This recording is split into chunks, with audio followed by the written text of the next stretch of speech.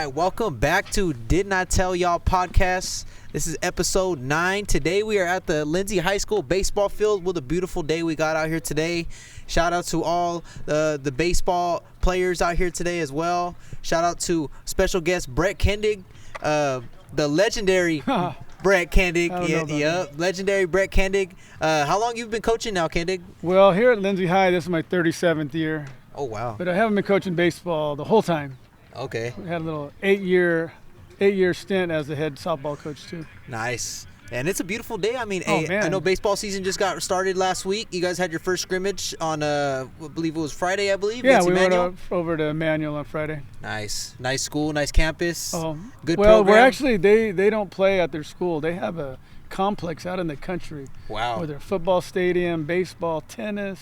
It's really awesome. That's yeah. why we go there, because it's really cool. That's cool. And then, the Lindsay baseball program has been ran really well. We love the way you've been doing it, even since I was in high school. All of our friends, all of our high school alumni here in Lindsay, we all love you, man. We all, we appreciate you being able to continue to doing this, coaching at a high level, being at that legendary status right here in Lindsay. Hey, we appreciate that, Kendig. Yeah, well, we can't do it without great players and good parents and community back, support. It takes a little bit of everybody pitching in to make something great. Oh yeah. So, what drove you into wanting to be a coach, into coaching, and why Lindsay specifically? Well, actually, many of you know Coach Perales that taught here forever. He's my uncle, and a lot of people. Rest easy. A lot of people don't know that, and so growing up as a young man, Coach Perales was actually the first member of that side of the family to ever graduate from college, and then I was the second, and so I'd always kind of wanted to follow in his footsteps, be a teacher and a coach, and lucky enough to keep playing a little bit of junior college baseball back in the day, and then awesome. Went to Fresno State and pretty much Bulldog born, Bulldog bred. Yeah. Yes, sir. Yep. And so I actually lived in Lindsay the first year I went to junior college, and I used to tell the principal back then, I go, hey, you better have a job for me, when I get out of school. He goes, I will, don't worry. And literally it worked out just like that. Hey, it worked out. It all manifested. You manifested it, and it happened, right? Been here ever since. And my wife grew up in Lindsay, so she graduated from Lindsay in 1984. Shout out to her. Hey, shout out to her cookies. Dina, too, man. yeah, hey, Dina, number one. I remember she used to make those cookies for peanut butter cookies, yeah. Those peanut butter cookies are the best peanut butter cookies I ever had, man. She still does it. If you're allergic to peanut butter, though, recommend. They're bomb, but I recommend you do not eat them. But those are the best peanut butter cookies I ever had. The baseball program ran well. The kids just getting started. Beautiful day out here. Which of your teams throughout the years of your coaching career was one of your favorite teams to coach? Did I go to high school with them? Now, that was a tough question. What year did you graduate? 2020. 2020. Oh, man, you're a youngster. So you had to live through COVID? Yep. Oh, my. That was sad times.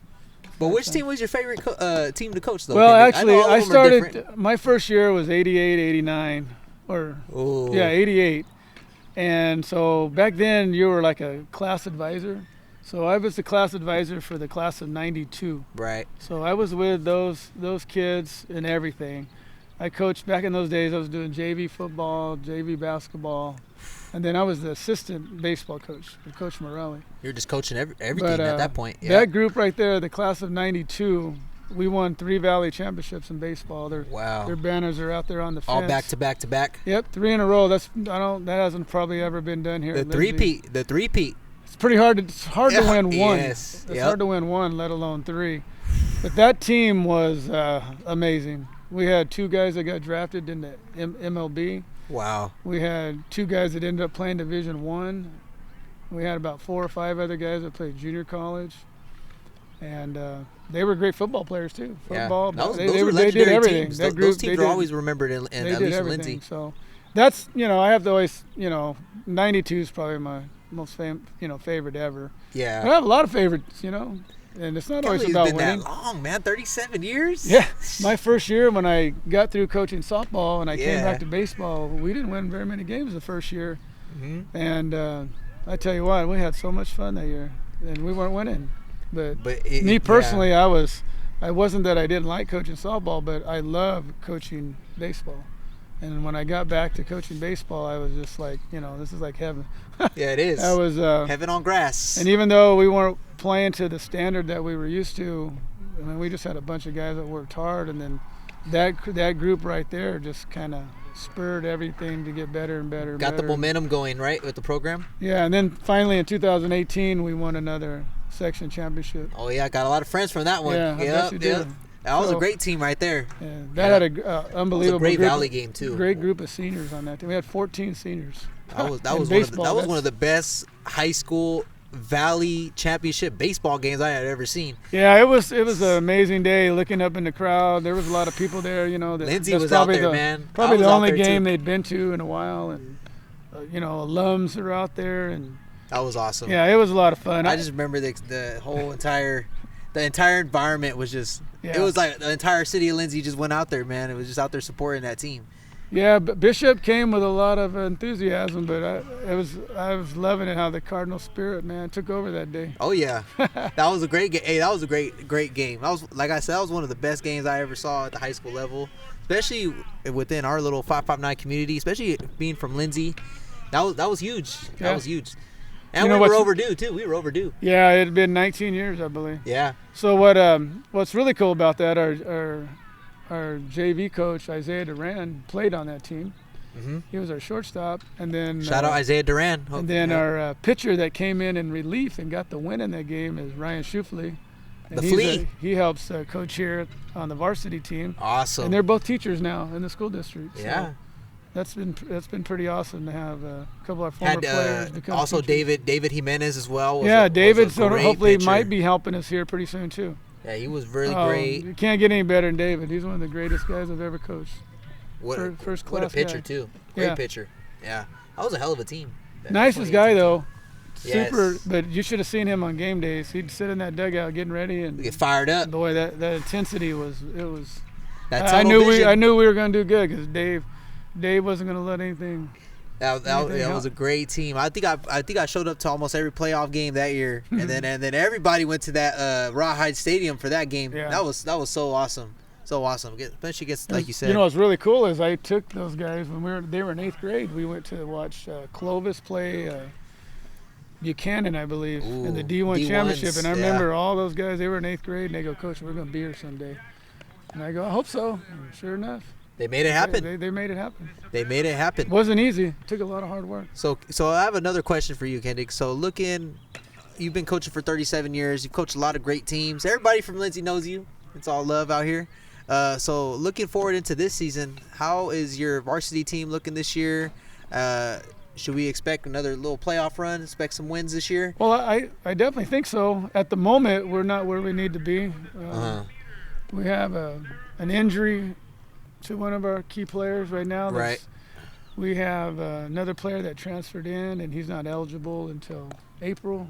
Dang. He's going to be a key component of our team. We do have some really good seniors coming back, and Alex Espinoza and Jesus Ibarra. Nice.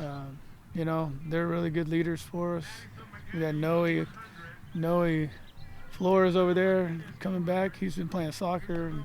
We got a couple those soccer winter guys. Sports, We're still waiting for linger on a little bit. We're waiting for a couple of our soccer guys to get out here. We're not full steam right now, and it's a little frustrating. And you guys have your first game this week? Yeah, we have to play Menachie on Thursday, and oh wow, we're not where we need to be. We don't have our full varsity team dialed in right now, but we will. It'll happen. Everything takes time, and but like you said earlier, those first couple of years when you started coaching back in. After the Morales years, you said like the team wasn't where you wanted to be, but those years improved you as being a coach and started creating that momentum swing for the future years down the road, definitely. right, for the program. And those guys, whenever I see them, I tell them that. I go, I know that first year it wasn't great, but man, you guys were the ones that kickstarted this thing. Yeah. And got it going in the right direction, just with hard work and dedication and, all those good traits. I was going to tell you something. I forgot what it was. But here's a big question too as well, KENDIG, and I'm pretty sure everybody wants to know at some point when is going to be your last year of coaching. Have you looked anything into? My plans right now, because I retired from teaching. Yeah. This is last year, right? Yeah. So this is my first year not teaching. Join retirement. Yeah, oh yeah, definitely. It's been Hitting the awesome. golf course? Yep, a lot. Yeah. Nice. Couple birdies this morning. Ooh, right there at the River Island? No, I went to Tulare. Yeah, that's a nice course, We though. play with a bunch of guys that are all former Lindsay graduates. Oh, yeah. Business people here in town. That's awesome. Yeah, it's a lot Some of good fun. vibes out there. But yeah, my plan is this class that are sophomores right now. Yeah. So that would be Class of class 28? 28. Yeah, I think I'm gonna for sure. Oh, That most likely will be the final. your last year coaching? Yeah, I think Man. so. So everybody out You never there. know. I mean, you never know. We just but- got the big news. If you see this, class of 2028, that last class will be KENDIG's last year coaching. But man, we've had a lot of great years coaching. Yeah. I mean, what, you have 2 Valley championships? Or Well, just one and then as a one head assisted coach. with and Morales, then right? We had 3 as with three Morales? as an assistant, and then 1 as a head coach. Man, those are some great years, man. Yeah, there's and it's like we talked to the kids about, we're trying to make memories, Yeah. and even the teams that didn't win a Valley championship, a lot of those guys have a lot of great memories about just things we did, bus rides. Yeah. A Yeah, lot of you literally. out there that I have missed been on those those bus bus rides back in the day, man. They were great. fun, man. Oh, I know. I remember bus rides when I was in high school, and that was like, oh my gosh, that was a long time. That was a long time ago. But I can still remember it like it's yesterday, though. Oh, yeah. That's the key. And that's a big part too, is making it is what you've done for not only the program but for the community, always being involved with the youth, not only recruiting them into baseball, but just being able to make an impact in their lives, keeping them busy, Yeah. tell them to play all 3 sports. That's Definitely. huge. That's No huge. doubt about it. Yeah. And I'll definitely keep working with the young kids. I mean, it's fun working with 10, 11, 12-year-olds, seeing them learn how to play the game a little bit.